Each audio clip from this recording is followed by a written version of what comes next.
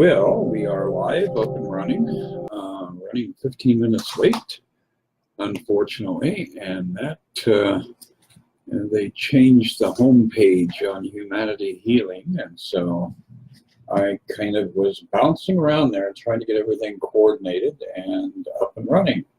So I'm hoping that I'll have a few people joining me here over the next few minutes. We're going to be looking at the book. Hello, Liani.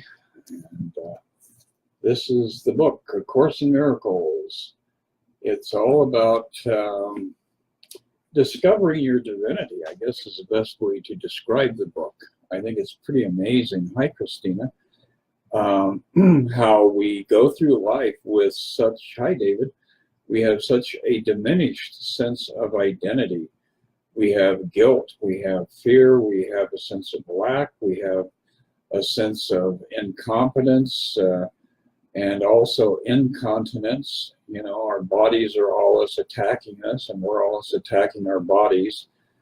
And so the Course offers us an entirely different vision of who it is that we are. And this is, in many ways, a thrilling departure from all other religious texts and all other philosophical diatribes, because the truth is that we were created by God as God. In other words, in the infinitude of God, in that state of perfection that God dwells within, that state of perfect and eternal love, God was aware of a sense of lack, if that can be conceived of, and therefore he resolved that sense of lack by reproducing him, her, or itself, depending on how you want to approach it. So, because God is so far beyond gender, and we're so trapped and infatuated with gender that we lose the capacity to have that broader vision of who am I and what the hell am I doing here.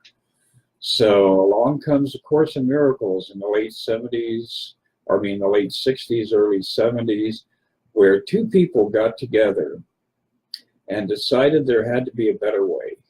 And as a result, that opened up a channel within one of the two individuals. Helen Schuckman all of a sudden started getting these, I guess you could call them downloads of information and insight from that realm of spirit that we define as the Holy Spirit. And the book that came through was pretty astonishing, especially when you consider that the two people, Helen Schuckman and William Thetford, were very invested in their careers in psychology. And all of a sudden they took off on this adventure with this voice that Helen was hearing. And it was a huge departure from the conventional realms of psychology. And of course, in academia, everybody is always obsessed with their image. And so here this pair of Jewish professors from Columbia University brought forth the most astonishing and revealing tome probably in human history. It's a direct line to the truth of your being. And that's why the Course becomes very, very intense for us as we start to delve into it. It is because the ego, our separate self, like for instance, Chris, myself here, this ego identity, and Bill and Mary and Joe and Louise, all of these individual identities are something that in reality does not exist. So that's why you're always trying to prove to yourself that you are real. And the only way to cure the ego is to abandon it, because the ego simply cannot be fixed. And we, in our separate state, have abandoned the truth of our identity. which is our divinity.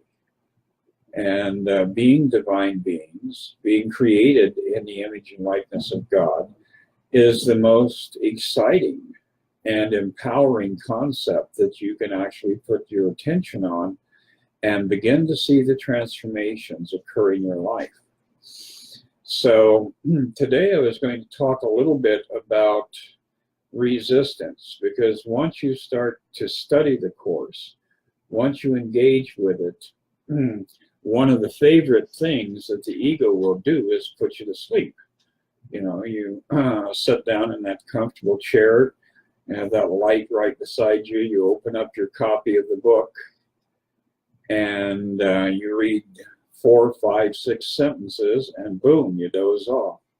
And this is a very common thing early on when you're first approaching the Course. Repeatedly, the ego will resist because it recognizes that its own validity is coming under scrutiny. It realizes that you're going to start looking at yourself and saying, am I really Chris Anderson? Am I really Leonie Buck? Am I really Tracy Schmidt? So the truth of it is, the ego begins to recognize the potential for it to be uncovered. You know, it's like you walk into a dark room and you flip on the lights and the cockroaches go in all directions. Well, that's kind of how the ego responds when you bring light into the situation. So in looking at that tendency that we all have to resist learning the Course,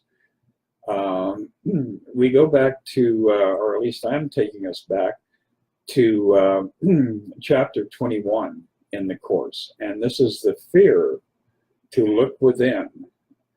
And it starts off with, the Holy Spirit will never teach you that you are sinful.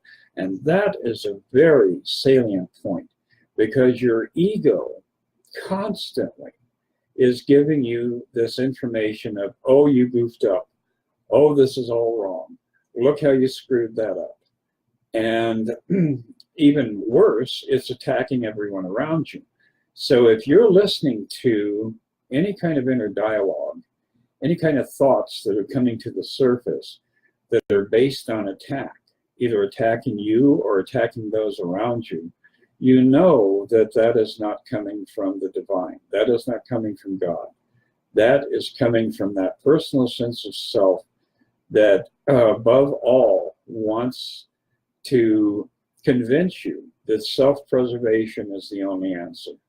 And of course, as we begin to disassemble ourselves, we do actually go through these periods where we start feeling unanchored. We start feeling a general discomfort. We can't really fully identify it, but there's this something that's going on within us as we're going through this shift that causes us to feel detached and disconnected from this physical reality that we believe that we're experiencing. That's one of the first stages of actually being able to identify who you truly are.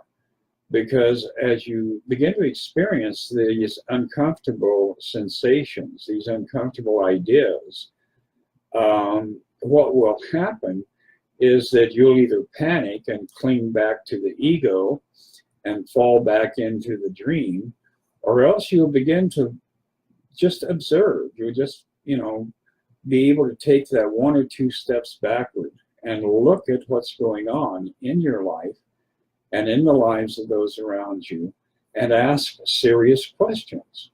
Because you'll never be able to change your life until you start to question the content of your life. And that's what A Course in Miracles offers us, is the practical application of self-examination, looking at who am I. So as we go on here, it says, errors he will correct, but this makes no one fearful. So forgiveness is a process of correcting errors. And if you're able to allow yourself to forgive, yourself and those around you, then all of a sudden life becomes lighter. The burden of existence all of a sudden begins to lift you up instead of pushing you down. So you do begin to experience a definite transformation of physical as well as psychological being. It says, you are indeed afraid to look within and see the sin that you think is there. Well, that's why we created this schism in the mind. That's why we have the subconscious, where we think all of these horrible things are buried that we believe happened at our hands in the past. And the truth is, it's a dream. None of it actually occurred. It was a bunch of silly and absurd ideas we had about ourselves and others. So it says, fear in association with sin, the ego deems quite appropriate and smiles approvingly. It has no fear to let you feel ashamed. And we do all carry this weird kind of undercurrent of a sense of shame, you know, and we're offended by people who have managed to climb out of different levels of shame. You know, I have a friend on Facebook who is a course student and teacher, and a lot of her posts are really offensive to people who are holding on to that idea of shame.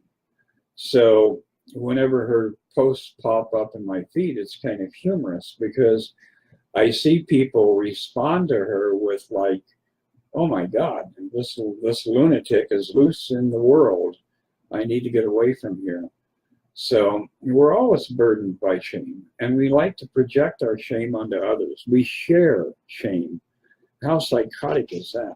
How much are we diminishing ourselves and those around us by looking at their lives or looking at our life and attacking ourselves or attacking them over things that never happened? I mean, just imagine if you got up from sleep and you had this ribald dream where you were in the bathroom at Target and, you know, everybody was engaged in wild sex. Would you get up and employ that shame and that guilt from that experience in your day-to-day activities? Of course not. You would just, you would look at it and say, oh, that was a dream. And you would be able to disconnect from it and move on. Well, that's what this life is that you think you are having. The truth is, you are in God. You have never left God. You are one with God, and you just fell asleep. And that's how the dream began. You know, if you go back and look in Genesis, it tells us that Adam was put into a deep sleep.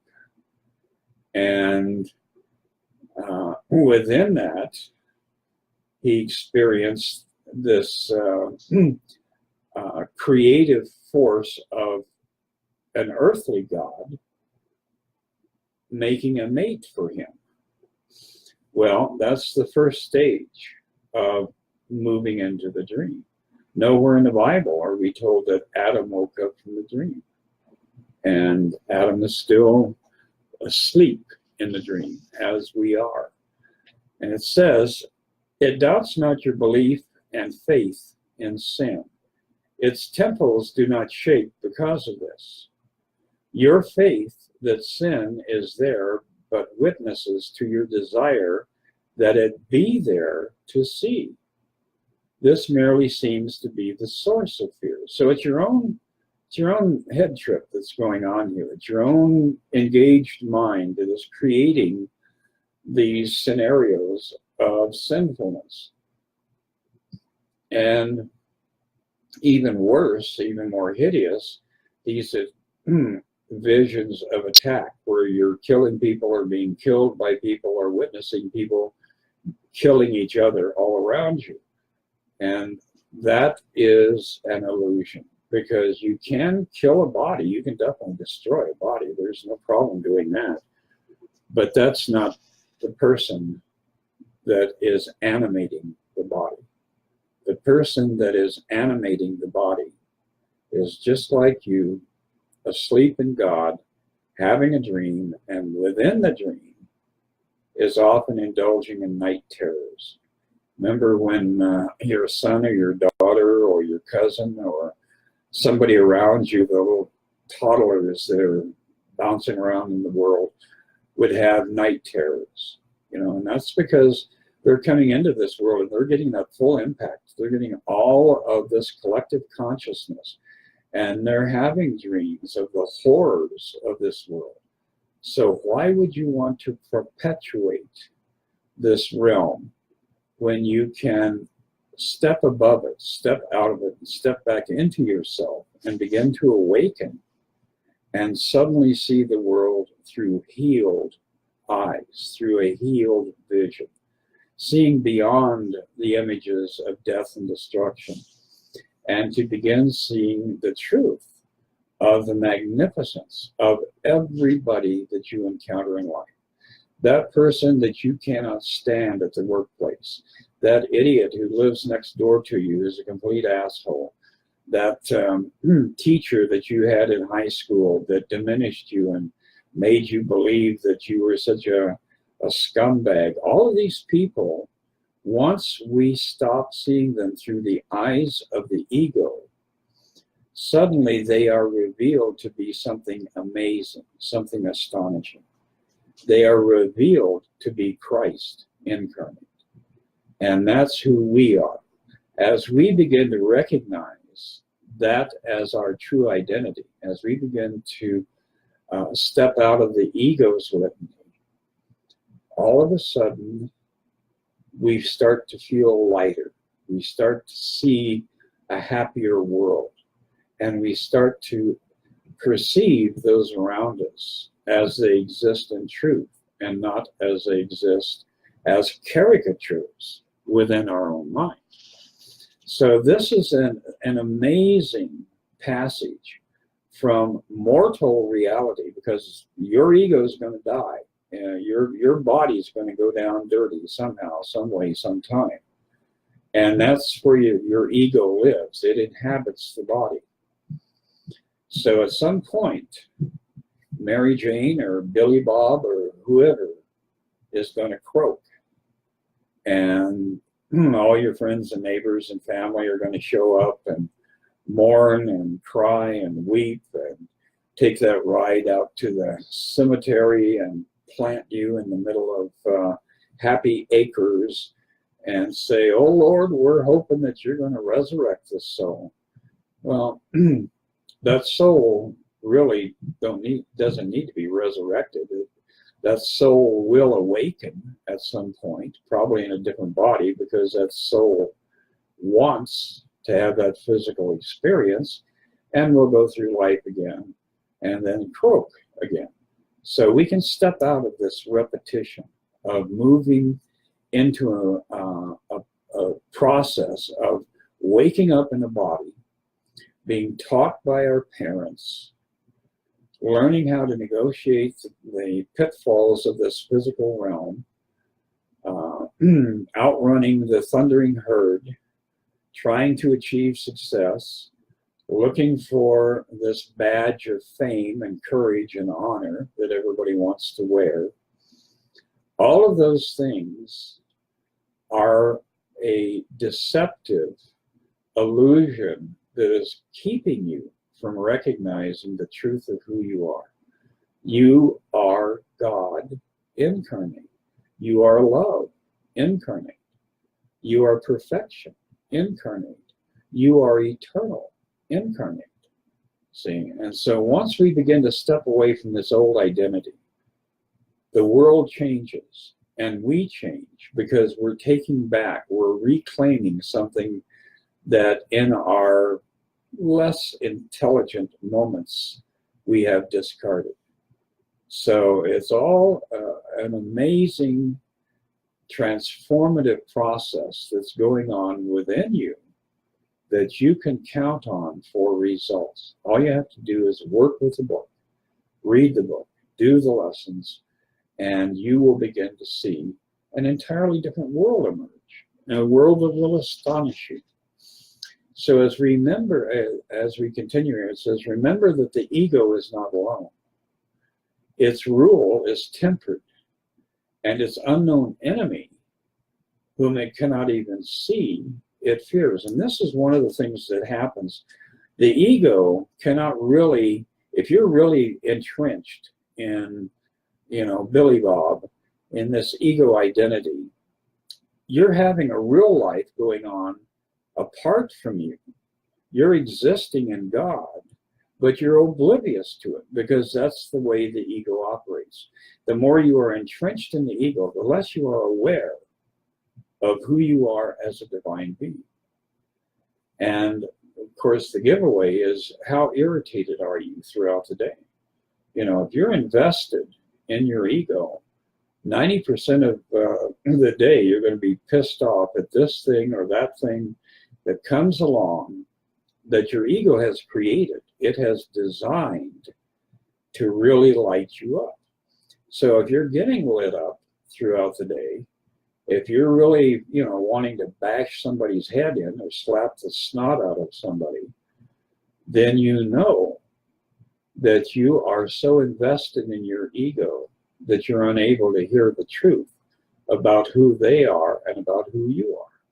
So it's a very revealing process.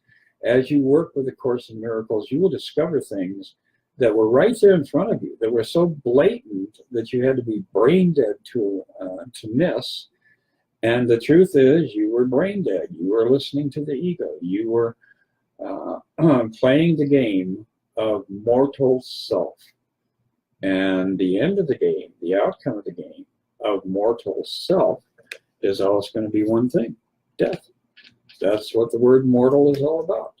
It is the acceptance of death as a resolution to life. So, that being said, we can go on here, and it says, loudly, the ego tells you not to look inward. For if you do, your eyes will light on sin, and God will strike you blind. This you believe, and so you do not look. Yet this is not the ego's hidden fear, nor yours who serve it. Loudly, indeed, the ego claims it is. Too loudly and too often. For underneath this constant shout and frantic proclamation, the ego is not certain that it is so. So a part of your ego is very insecure because it is not convinced of its own authenticity.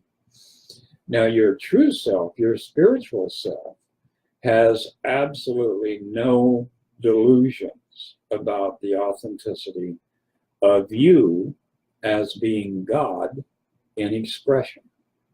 Now, you go into any church in America, or 99.9% of the churches in America, and make an utterance like that, and they're going to turn on you like a bunch of wild animals. Because if you walk into a church and say, I am God, everybody there is going to be in hysteria, because our religious philosophy and the theology of this world has very earnestly committed to the ego's need to protect itself. So what it is going to do, it is going to call you a heretic. And by golly, just like the Jews back in the era of Jesus, they're going to start picking up stones and throwing them right directly at your head. So we have to realize that this journey that we're on, this journey of awakening, is a natural process. It's all, normal, but very few are willing to indulge it. And therefore, you don't go out and make proclamations about your true identity in a surrounding where people are going to be offended by that. You know, we're going back to that idea of being offended. We're going back to that idea of how do you perceive the world around you once you begin to step into a little bit higher vibrational existence. And all of a sudden, you don't need to make all these proclamations by yourself. You're very content to allow your efforts, your works, the things that you do in life, to proclaim to the world who you are. And people will see your divinity. People will recognize it. Some of them will be offended by it. Others will be amazed by it. But the love you get out there and into circulation, the love that you promote, the love that you push forward, is going to redeem you. I mean, it's important and it's powerful for the redemption of those around you. But more importantly than that is your own redemption and your own awareness of your redemption. So it's a magnificent journey that we're on with A Course in Miracles. It's an amazing and astonishing process. And part of the reason I'm going into this little diatribe today is because the last 3 or 4 days I have definitely felt another level of shift with the dissolution of my own ego. And it's not a scary experience. It's not even a troubling experience. But I am aware of the ego as a separate entity. And I can feel the ego's beginning to recognize that it's not real. So there is a certain element of like a process of death going on. Now, if I were down there in the ego and invested, I would be hysterical because it's like, oh my God, I'm dying. But who doesn't get up in the morning and recognize that and shove that thought aside? See, if you get up in the morning and you're sitting in there on the bedside, in your body, somewhere in the back of your mind, you've got this idea going on, well, shit, I'm going to die.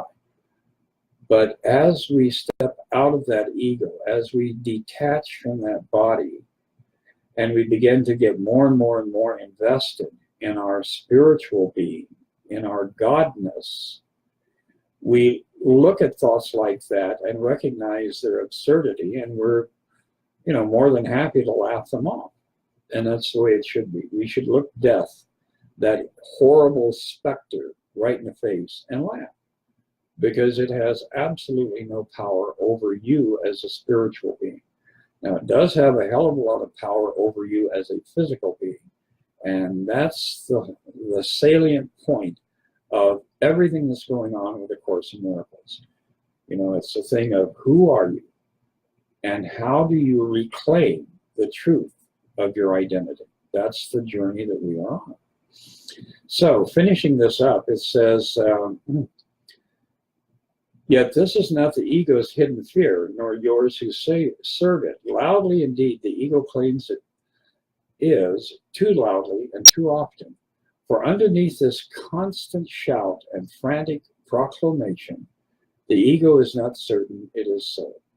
Beneath your fear to look within because of sin is yet another fear, and one which makes the ego tremble.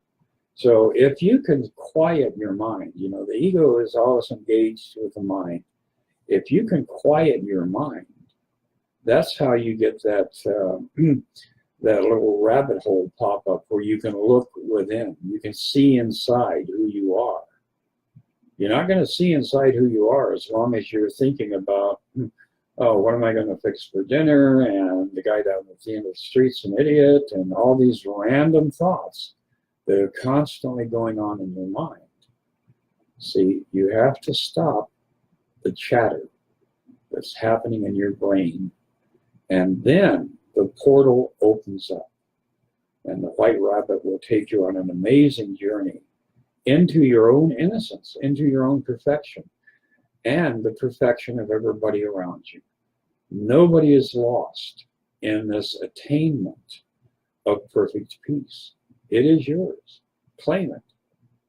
But recognize you can't claim it for yourself alone. You have to extend it to everybody you meet. You have to rejoice in the fact that every person that you encounter, no matter what the physical senses may tell you, no matter what the mind may tell you, is an actual fact divinity. Sometimes it's a challenging situation. For some of us, it's a hard hurdle to get over. But the truth is, until you can enter that realm where you're discovering your innocence, you're discovering your truth, you're discovering your bliss, then it's going to be the same old thing. It's going to be the same old outcome, the same degree of unhappiness and limitation and megalomania. That's what the ego is all about. We are megalomaniacs.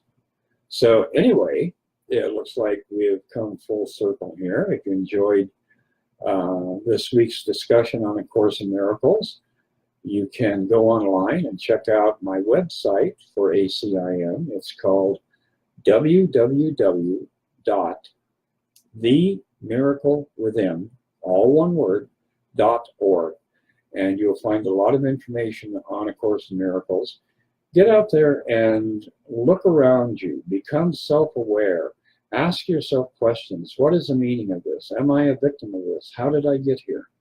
And as you begin to explore these ideas, the answers will come forth.